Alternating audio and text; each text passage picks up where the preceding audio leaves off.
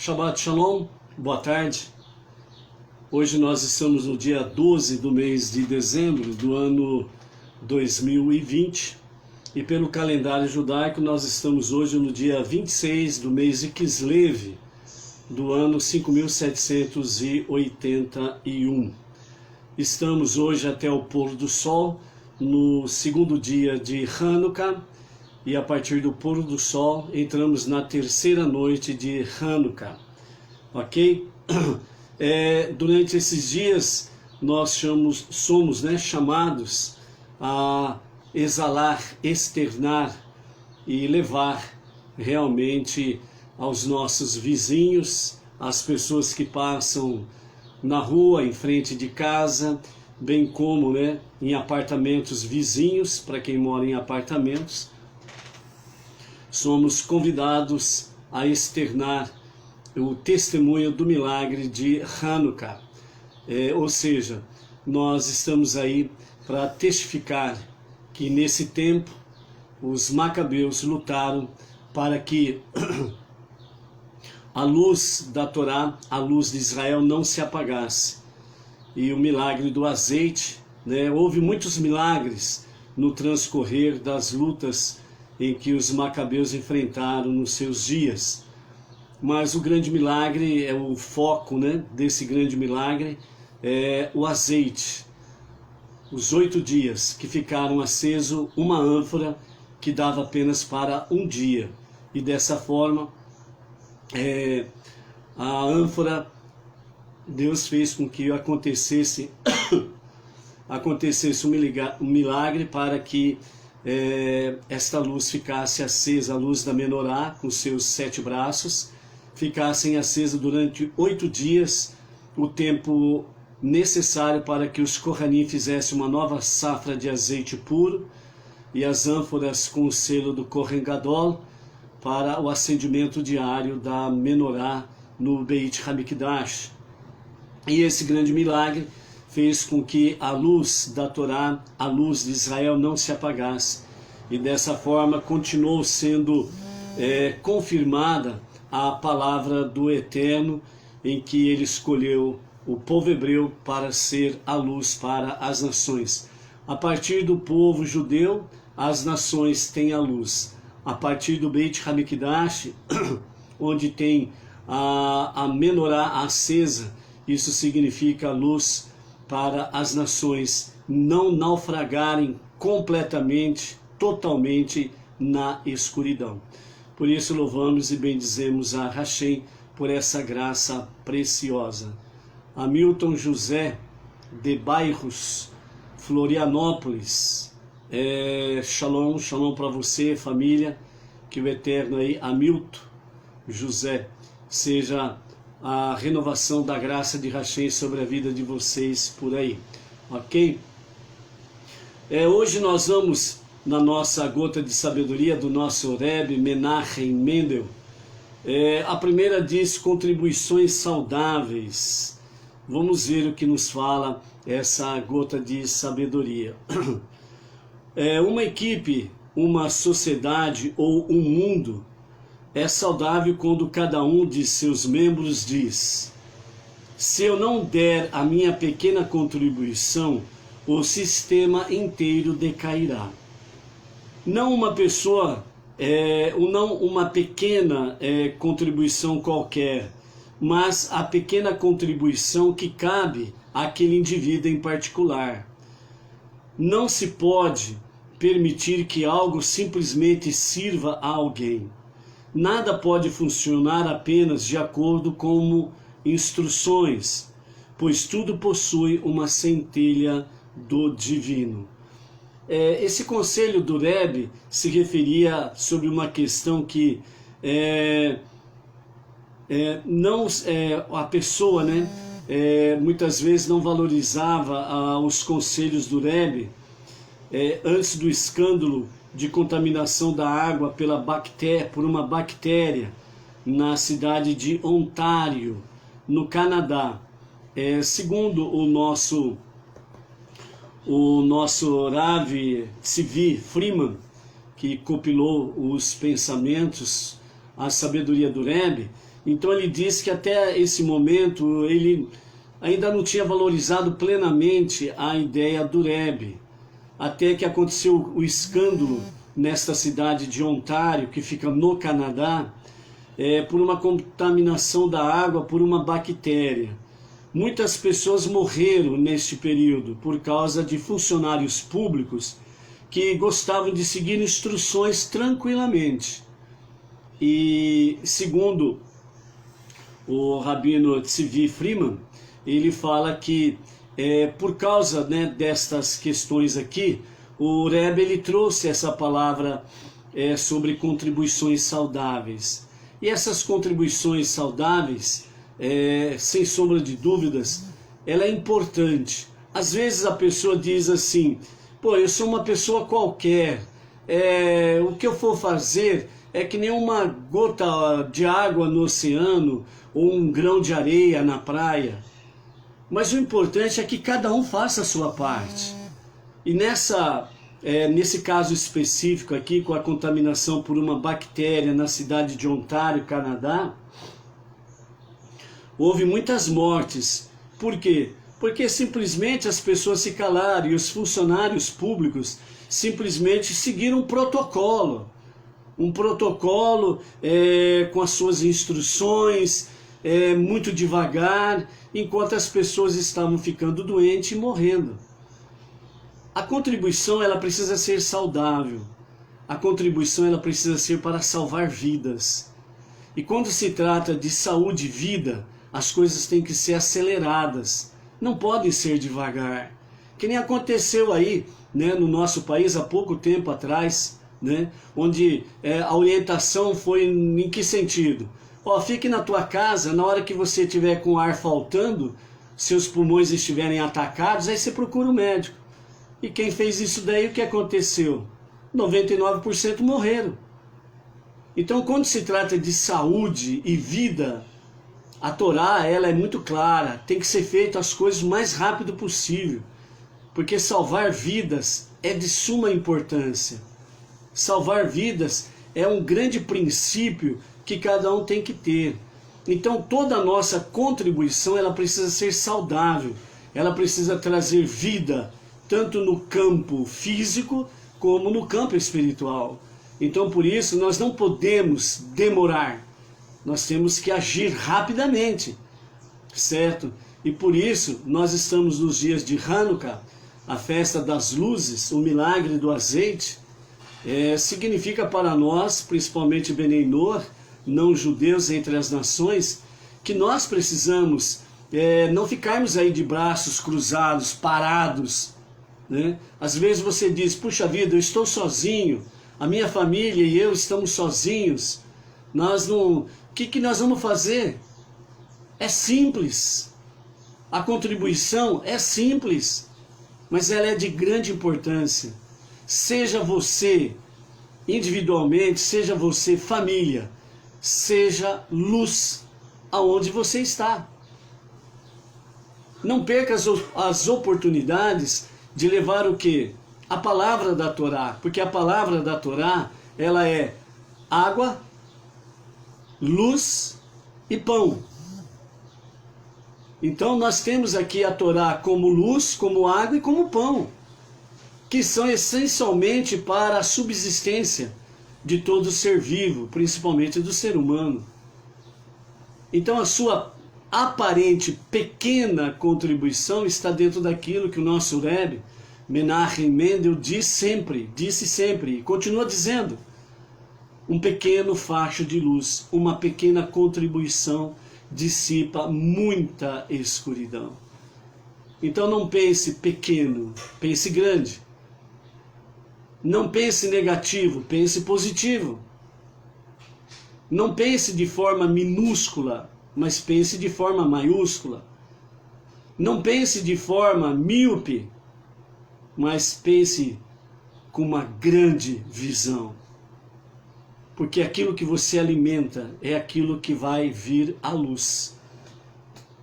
Então por isso é importante que você realmente encare a sua aparente pequena contribuição como algo muito grande aos olhos de Deus porque Ele pode fazer muitas coisas através desta sua pequena contribuição. E lembre-se, é sempre para a vida. E sendo para a vida, Deus está contigo e faz com que essa pequena contribuição ela venha salvar muitas vidas. Ok? A nossa segunda gota de sabedoria para hoje, para o nosso Shabat, e diz: conheça a sua força. Essa gota de sabedoria aqui ela é muito importante e vem na sequência daquilo que nós acabamos de falar sobre contribuições saudáveis. Veja o que o Rebbe nos diz: conheça sua força. Pelos desafios que enfrenta, você pode conhecer suas forças. Ah, mas está muito pesado para mim, é muito forte para mim. O Rebbe diz: pelos desafios que enfrenta, você pode conhecer suas forças. Continuando. Você não fez a si mesmo, ou seja, você não se criou a si mesmo. Não escolheu os seus pais, nem planejou o ambiente no qual foi educado. Aquele que o trouxe a este mundo, que o conhecia antes que você fosse concebido e que o moldou no ventre materno, ele sabia perfeitamente todos os desafios que você encontraria aqui, os seus defeitos, suas lutas. Foi ele que determinou que eles ocorressem. E para cada parede de tijolos, ele lhe forneceu uma escada. Para cada despenhadeiro, ele providenciou para você uma ponte. Para cada montanha, ele reservou para você uma reserva secreta de força sobre-humana, com a qual até você se surpreenderia. Quando surge um destes desafios, você só precisa imaginar o que deve ser necessário para superá-lo e pode ter certeza de que esta força ela está dentro de você. Conheça a sua força. O nosso Rebbe, ele traz esse conselho para que nós estejamos aí não usando muletas, não usando cadeiras de rodas com desculpas aqui e ali, desculpas A ou B ou C.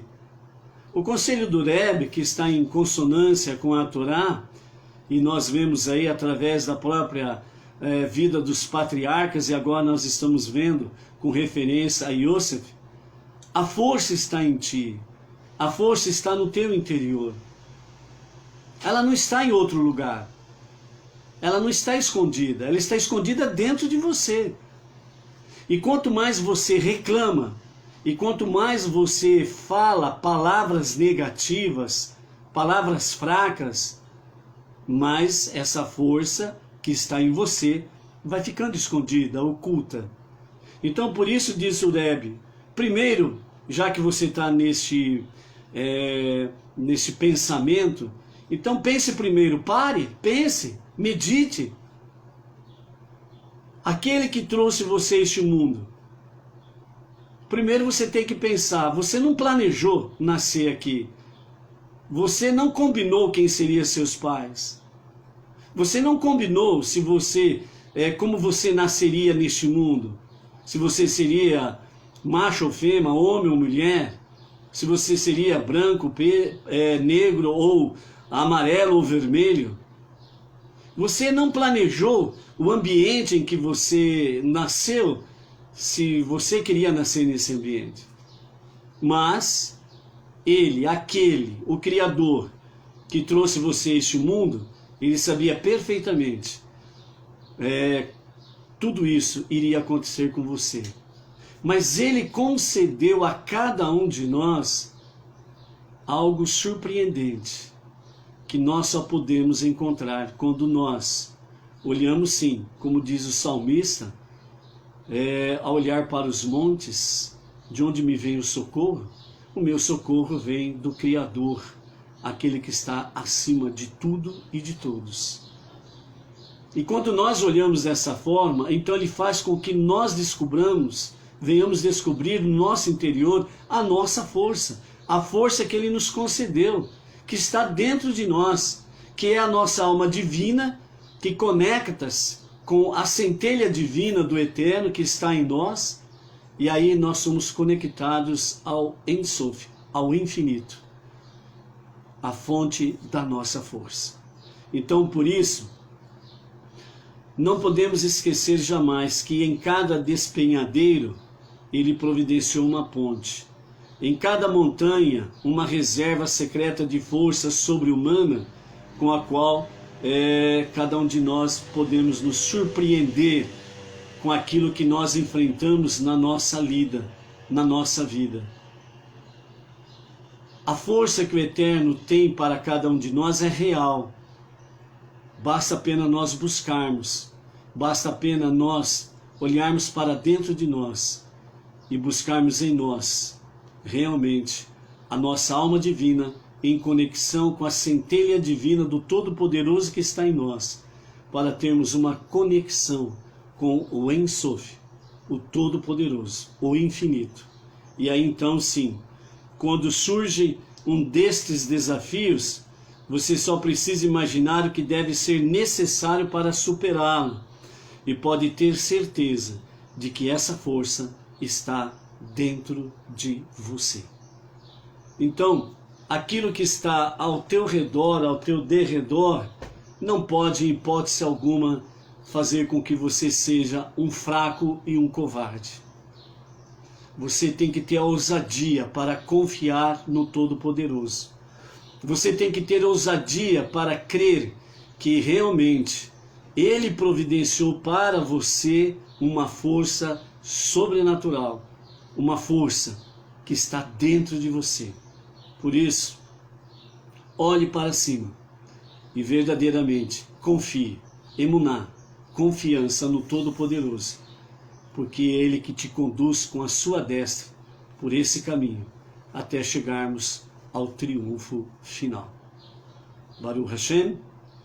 Vamos então para a nossa sétima leitura da Torá, da nossa nona Parashá, Vayeshev, que significa Ele habitou. Está no capítulo 40, a partir do verso 1, a nossa sétima aliá, e nós vamos até o verso 19.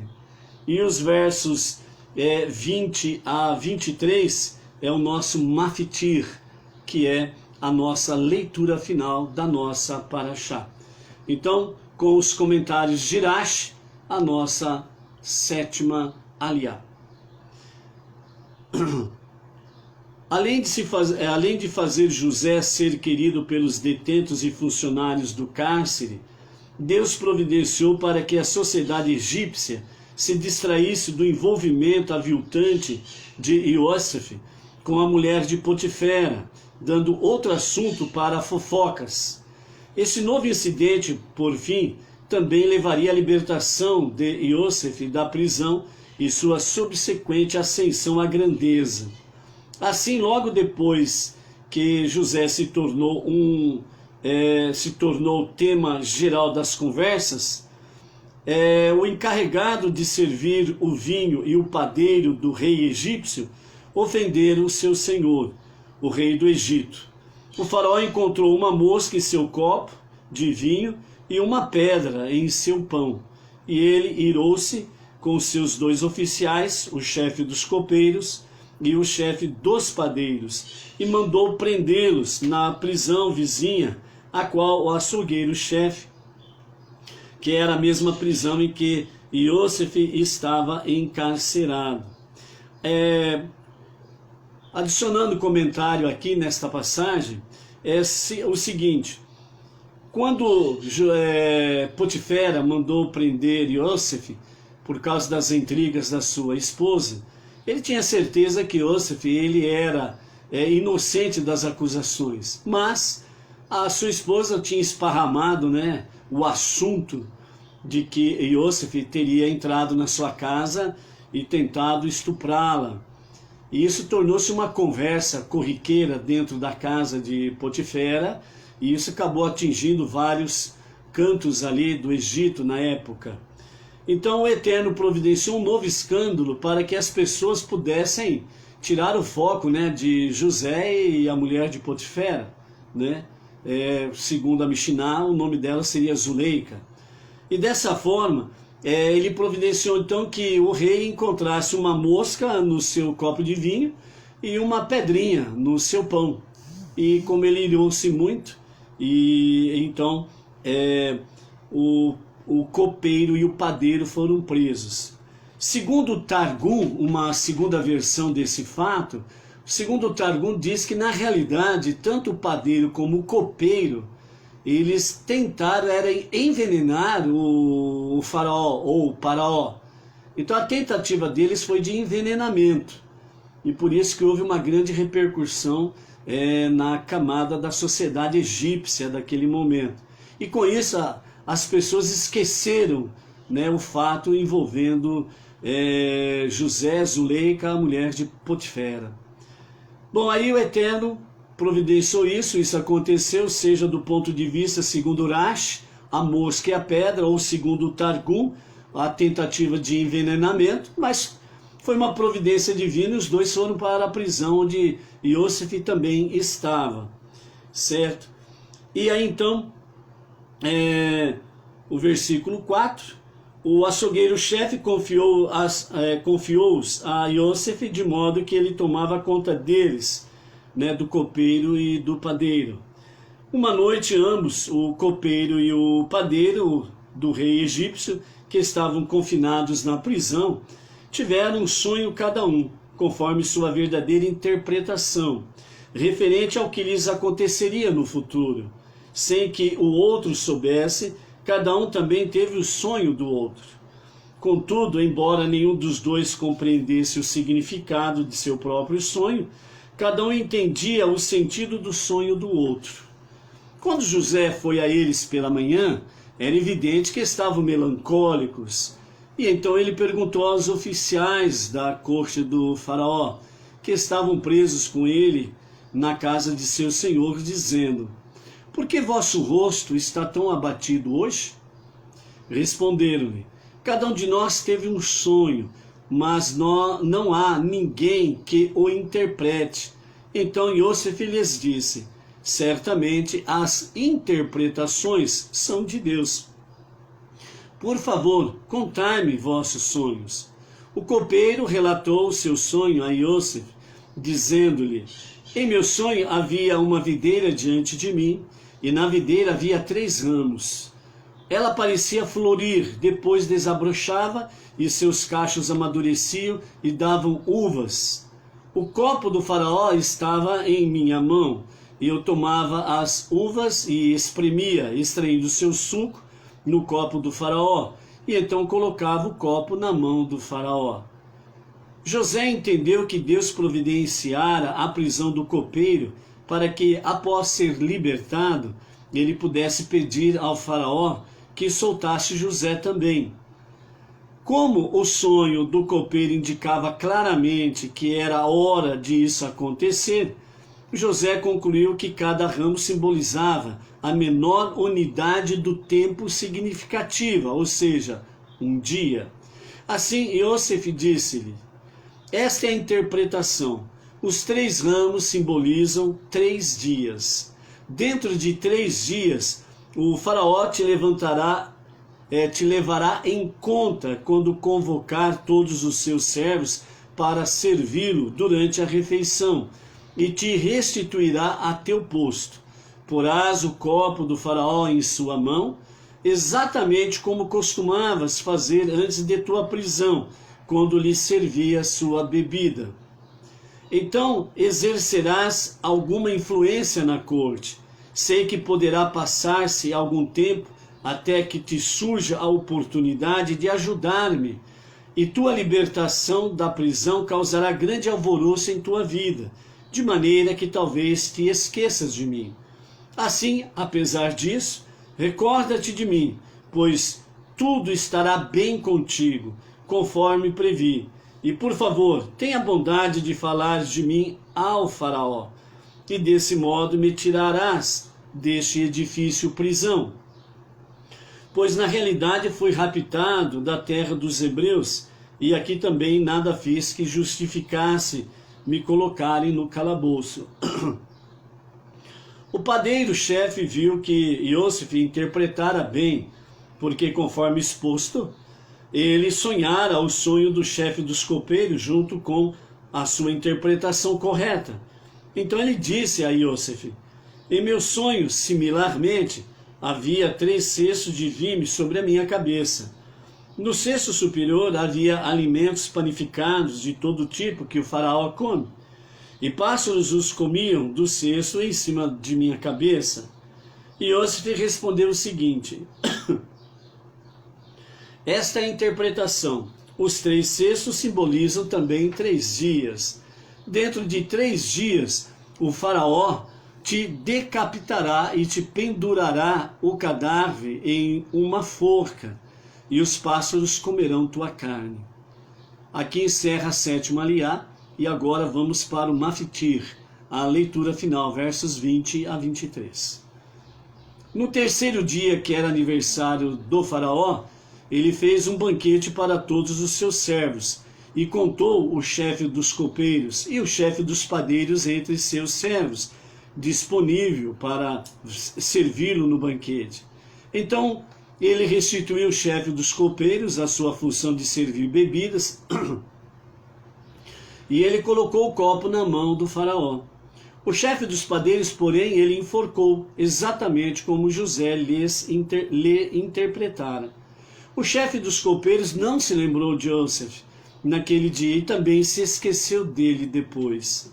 José estava certo em tentar livrar-se da prisão, mas ele errou ao pensar que, como Deus decidira ajudá-lo por meio do copeiro, e agora dependesse do auxílio do copeiro, e não da misericórdia de Deus. Esse erro de julgamento demonstrava que ele ainda não estava pronto para ascender à posição social mais alta a qual estava destinado. A fim de corrigir essa falha de caráter, Deus adiou a libertação de José da prisão de 3 dias após o sonho para 3 anos depois dele. No entanto, com o intuito de minimizar esse período correcional, Deus contou os 3 dias que Iosif teria ficado na prisão de qualquer maneira como o primeiro ano adicional. Além deles, José teve de permanecer mais 2 anos completos no cárcere. Aqui nós concluímos então a nosso Maftir e a nossa 9ª Parashá, Vayeshev, que significa e ele habitou. Nessa nossa 7ª aliá, mais o Maftir, nós temos aí a passagem do copeiro e do padeiro. Segundo Rashi, uma mosca foi encontrada no copo de vinho e uma pedrinha no pão do padeiro. E o faraó se irou e mandou os 2 para a prisão. Com esse escândalo, então tiraram a sociedade egípcia, tirou o foco de cima de José e da mulher de Potifera. Segundo o Targum, o que aconteceu de fato foi uma tentativa de envenenamento, tanto por parte do padeiro como por parte do copeiro. E por isso um grande escândalo na sociedade egípcia, e aí totalmente apagou-se a história de José e a mulher de Potifera. Segundo o Targum, mesmo defendendo essa questão de envenenamento, os sábios de Targum também não explicam o porquê que o faraó perdoou o copeiro, se ele tentou matá-lo por envenenamento, também não tem uma explicação por que ele acabou perdoando o copeiro. Mas, acima de tudo, precisamos confiar na providência divina. Deus faz as coisas acontecerem para que os seus sejam abençoados.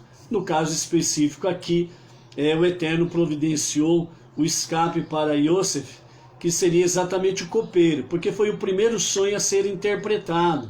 E ao ser interpretado o sonho do copeiro, de fato José, ele confiou que esta seria, né, o instrumento de Deus para que ele fosse liberto finalmente da prisão do cárcere.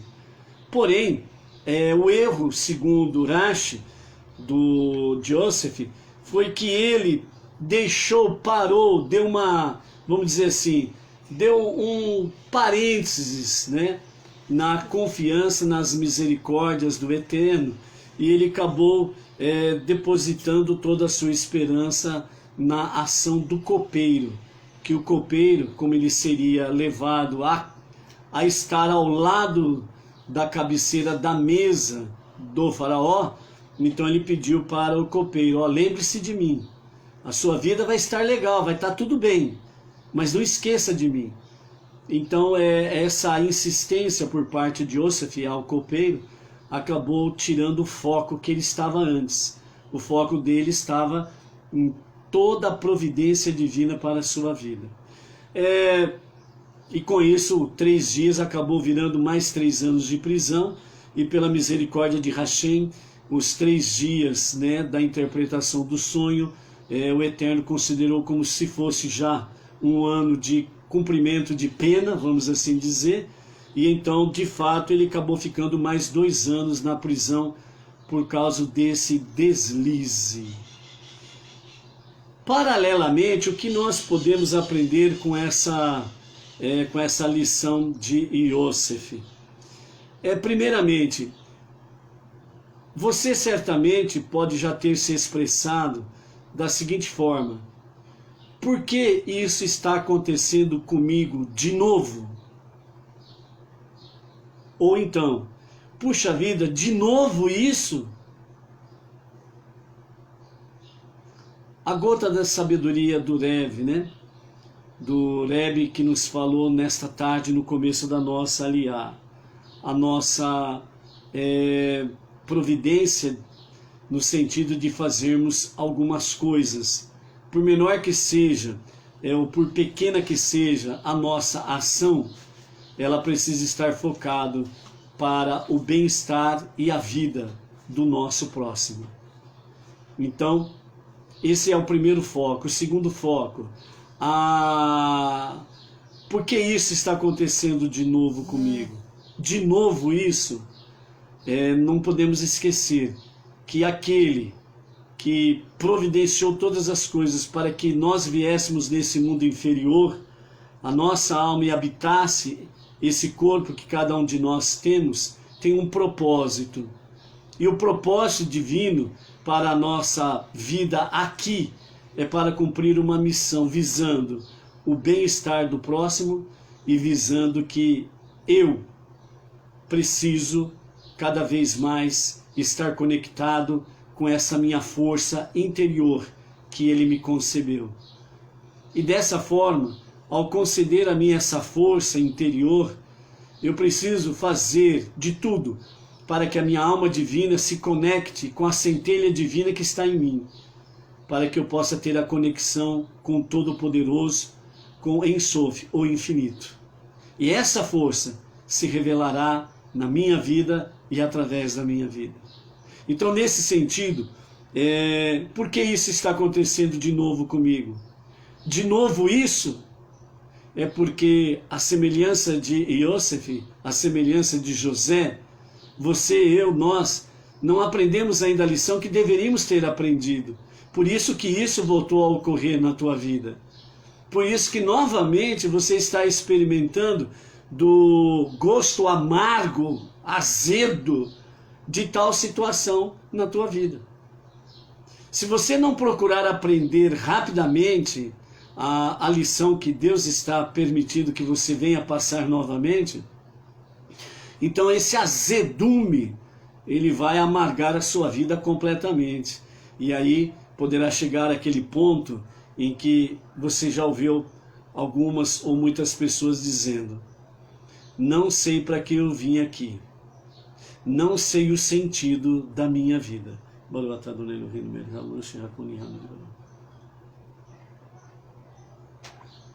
Ou seja, quando uma pessoa chega nesse ponto em que não vejo sentido na minha vida, é porque ela realmente não está aprendendo a lição que Deus está permitindo a ela.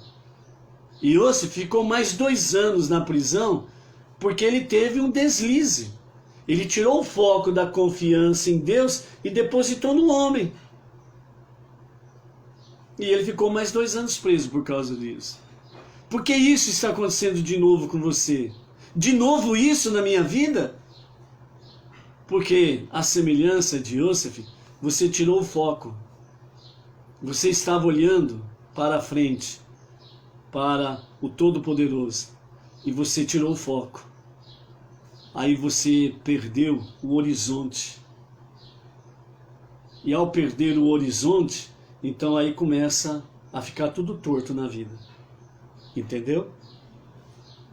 Então foco naquilo que Deus te deu, naquilo que Deus te concedeu. E certamente serás um vencedor. Aqui diz que o copeiro, ele esqueceu-se de José. E José, pela sua falha, pelo seu erro, ele vai ficar mais 2 anos preso. E o copeiro vai se lembrar dele? Que horas que o copeiro vai se lembrar dele? Em que momento que o copeiro vai lembrar-se dele? Vamos ver na nossa próxima paraxá, ok? Uma outra coisa que nós queremos aqui focar, principalmente para nós não judeus, né, que nós estamos vindo de várias vertentes dentro deste mundo religioso, enganoso. Estamos vindo de várias vertentes, né, de segmentos filosóficos, religiosos e companhia limitada. Também muitos estão vindo através de várias vertentes aí, né, de astrologia, horóscopo e por aí afora vai, né? Consultando cartas, consultando tarô, consultando adivinhos, prognosticadores, consultando, entre aspas, né, intérpretes de sonho e companhia limitada. Muitas vezes, né, você acaba trazendo essa bagagem para o seu convívio como Benei Noach, filhos de Noé, que nós temos Techuvá, arrependimento e retorno a Deus, Tefilá, prece e conexão com Deus, Tzedaká, atos de misericórdia ou caridade e atos de justiça, estudos de Torá, e somado a isso nós temos as 7 leis de Noah, ou as 7 leis universais e as suas ramificações. Se nós temos isso como base, significa que você tem que jogar fora todo o lixo. Você não pode trazer o lixo contigo. Você não pode trazer bagagens que não são permitidas. E você precisa deixar essas bagagens para trás. Segundo os nossos sábios, eles falam que sonhos, por exemplo, alguém de alto refinamento espiritual, ele pode ter sonhos proféticos. Aqueles que estão no alto nível, no campo de refinamento espiritual. Esses que estão no alto nível de refinamento espiritual, eles podem, não significa que têm. Os próprios sábios falam isso. Eles podem ter sonhos reveladores sobre o futuro. Podem, não significa que é uma regra, não significa que é toda a santa noite que eles têm sonhos reveladores ou proféticos. Simplesmente os próprios sábios dizem que esses que estão num alto nível de refinamento espiritual, eles podem ter. Entendeu essa parte? Ponto. Vamos agora para a segunda questão, que diz assim os nossos sábios. Nos demais casos, o sonho é apenas sonho. Os sábios dizem: fora estes que estão num alto refinamento espiritual, e eles podem, não é uma regra geral, não é uma exigência, não é uma obrigatoriedade terem sonhos reveladores sobre o futuro toda santa noite. Ou 1, 2 vezes por semana, por exemplo. Uma vez por semana, uma vez por mês, uma vez cada 6 meses, uma vez por ano. Não. Eles podem ter um sonho revelador sobre o futuro, como também podem passar a vida inteira sem nenhum sonho revelador. Tudo depende do Criador e o seu propósito. Mas os sábios dizem: quem não está nessa faixa, nessa elevação de alto refinamento, então os próprios sábios dizem assim, nos demais casos, o sonho é apenas um sonho. Nada mais. É algo que você pensou demais durante o dia, alguma coisa que marcou você com uma grande alegria ou uma grande tristeza. É um ente querido que você perdeu, um amigo que você perdeu, um conhecido que você perdeu, né? Então você sonha com aquela pessoa que já morreu. E aí, como que fica? Será que vai vir puxar o meu pé de noite? Como dizia muitos antigos, né? Cuidado aí, que o fulano vai vir puxar teu pé à noite. Não. Nos demais casos, o sonho é apenas sonho. No caso do copeiro e do padeiro, Deus tinha propósitos muito elevados. Por quê? O padeiro e o copeiro estavam no alto refinamento? Não. O caso era o José, não o copeiro e o padeiro. O copeiro e o padeiro, eles eram escravos do faraó, eles eram idólatras. Mas o alto refinamento estava em José. E aquela interpretação era para José ser mais aperfeiçoado. Só que ele falhou. Nesse pequeno erro, ele ficou mais 2 anos preso. Depois, na próxima paraxá, a partir de amanhã, nós vamos ver aí os sonhos do faraó, onde ele vai interpretar. Mas o faraó estava no alto nível de elevação espiritual? Não. Mas José e a sua família que estava em Canaã estavam sim no alto refinamento espiritual. Os sonhos do copeiro, do padeiro e do faraó não eram para eles, mas era para José e toda a sua família. Ou seja, o seu pai e os seus 12 irmãos que representam todas as famílias do povo de Israel. Era para eles este alto refinamento espiritual. Então, por isso, muitos que vêm lá de fora desse mundo pagão, com as suas dimensões, cuidado para que você não venha no sentido trazer para o nosso meio essas bagagens pesadas, imundas e coisas semelhantes a estas. E também, para os Benei Noach, um conselho, não tentem fazer do rabino um prognosticador, um adivinhador de sonhos ou coisas semelhantes, certo?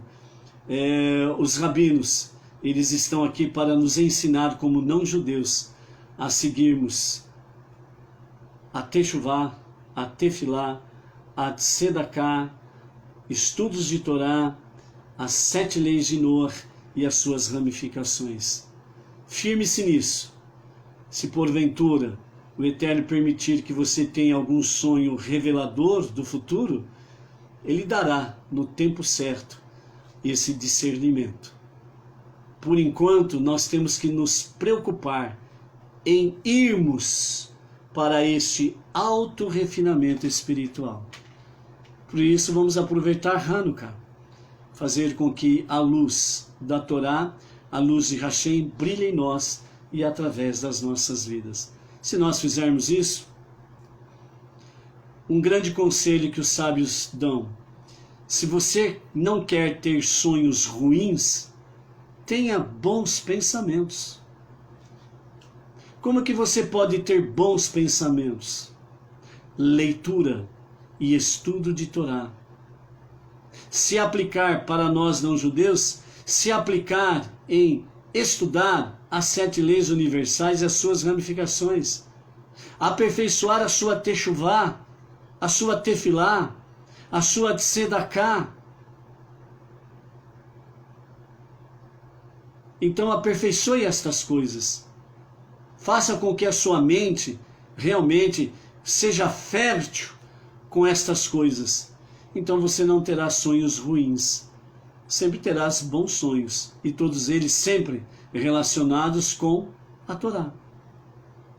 E aí, a Ruach HaKodesh, que é o sopro inspirador do Todo-Poderoso, ele dará discernimento a você para compreender que aquele sonho que você teve foi porque você teve bons pensamentos, porque a sua mente ela está ligada na Torá. Ok? Então, nós encerramos a nossa 9ª Parashá, e com a graça bendita de Hashem, amanhã, né, estaremos então na nossa primeira aliada, 10ª Parashá, que é Miketze, a nossa 10ª Parashá, que significa ao fim, ao extremo. Então nós vamos ver a partir de amanhã, na sequência, né, do capítulo 40, nós estaremos aí adentrando ao capítulo 41 para a nossa próxima Parashá, a 10ª Parashá. Shalom, shalom, com a graça de Hashem, até amanhã às 14 horas em A Tarde com a Torá.